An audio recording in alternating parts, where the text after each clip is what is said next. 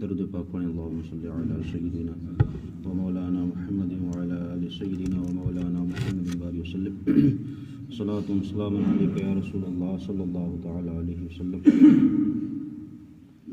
بسم اللہ الرحمن الرحیم۔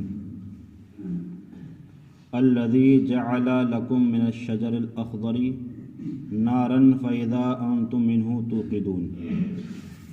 اللہ تعالیٰ نے ان آیات میں اپنی قدرت کو ظاہر فرمایا ہے۔ قدرت کو اس طریقے سے ظاہر فرمایا ہے کہ وہ کافر لوگ اس چیز کے منکر تھے کہ ہم مرنے کے بعد اٹھائے نہیں جائیں گے، مطلب ہم لوگ مر گئے، اب مرنے کے بعد نہ قیامت آئے گی، نہ ہم لوگ اٹھائے جائیں گے، نہ ہمارا حساب و کتاب ہوگا۔ لیکن وہ یہ بھی منکر تھے کہ ہم لوگ اٹھائے کیسے جائیں گے، بھئی ہم لوگ دفن کر دیے گئے، ہماری ہڈیاں گل گئیں، سڑ گئیں، یا ہم لوگ جلا دیے گئے، ہم لوگ بالکل ختم ہو گئے، تو اس کے بعد رب ہمیں کیسے پیدا فرمائے گا؟ تو اللہ تعالیٰ اپنی شان بیان فرما رہا ہے۔ قرآن فرماتا ہے کہ جس نے تمہارے لیے ہر پیڑ میں سے آگ پیدا کی جبھی تم اس سے سلگاتے ہو۔ مراد یہ ہے کہ اللہ تعالیٰ جب پیڑ سے آگ کو پیدا فرما سکتا ہے، اور وہ پیڑ کیسا تھا؟ عرب کے اندر دو درخت ایسے ہیں جس میں سے ایک کا نام مرخ ہے اور دوسرے کا نام عفار ہے۔ یہ دو درخت ایسے تھے عرب کے اندر کہ لوگ جو ہے ایک کی ٹہنی کو لیتے تھے اور دوسری ٹہنی کو لیتے تھے، اور لینے کے بعد آپس میں ٹہنی کو جب رگڑتے تھے تو اس سے آگ پیدا ہوتی تھی۔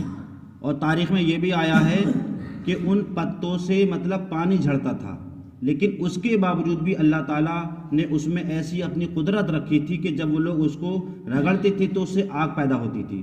جب آگ پیدا ہوتی تھی تو تم لوگ اس کو سلگاتے تھے، اپنے کھانے پینے بناتے تھے۔ تو مراد رب کی یہ ہے کہ جب میں ایسے درختوں سے جو ہرے پتے ہوں، جب میں اس سے آگ پیدا کر سکتا ہوں تو پھر تم مرنے کے بعد کیا تمہیں اٹھا نہیں سکتا؟ تو بے شک رب اٹھا سکتا ہے۔ تو پہلے کے دور میں باقاعدہ کوئی ماچس کا انتظام نہیں تھا یا کسی دوسری چیز کا انتظام نہیں تھا، بلکہ لوگ انہی دونوں درختوں کی ٹہنیوں کو لیتے تھے اور پھر اس کو رگڑتے تھے، پھر آگ پیدا ہوتی تھی، پھر کھانے پینے بناتے تھے۔ اس کے بعد پتھروں سے لوگ آگ پیدا کرنے لگے، پھر اور تکنیک بڑھی تو اب لوگوں نے ماچس اور گیس وغیرہ پیدا ہوئی۔ بہرحال یہ رب نے فرمایا کہ میں جب جو ہے ایسے پتوں سے آگ پیدا کر سکتا ہوں کہ جن پتوں میں کیا ہو، پانی ہو، تو کیا میں تمہیں مرنے کے بعد دوبارہ زندہ نہیں کر سکتا؟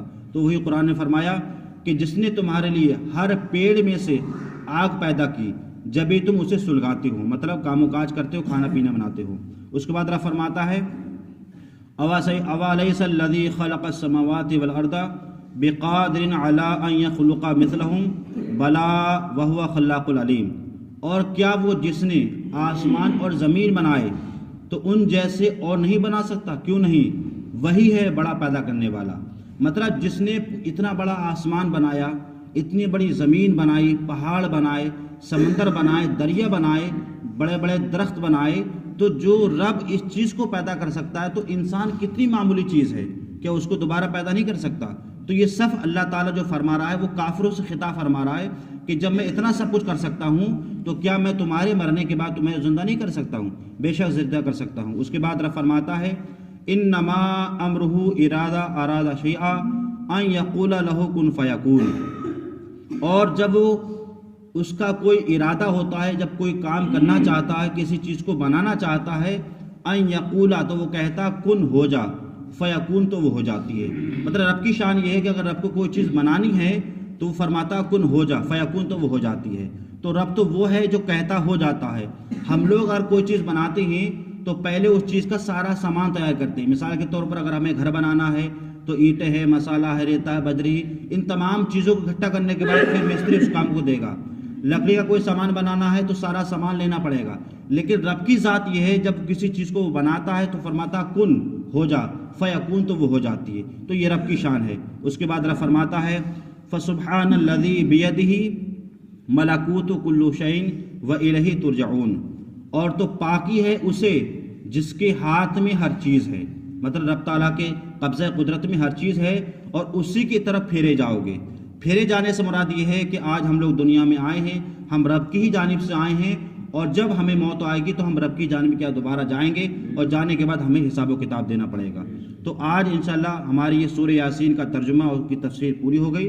انشاءاللہ کل سے ہم سورہ رحمان کا ترجمہ اور تفسیر بیان کریں گے۔ اللہ تعالی ہمیں اور آپ کو قرآن پاک سمجھنے کی اور اس پر عمل کرنے کی توفیق عطا فرمائے۔ اللہم صلی علی سیدنا و مولانا